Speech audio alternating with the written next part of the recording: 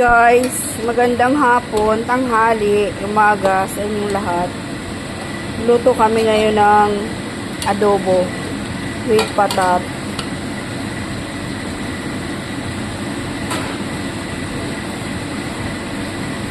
Wala kaming toyo kaya nilagay ko lang ay oyster sauce at saka molasses, dips roman and suka.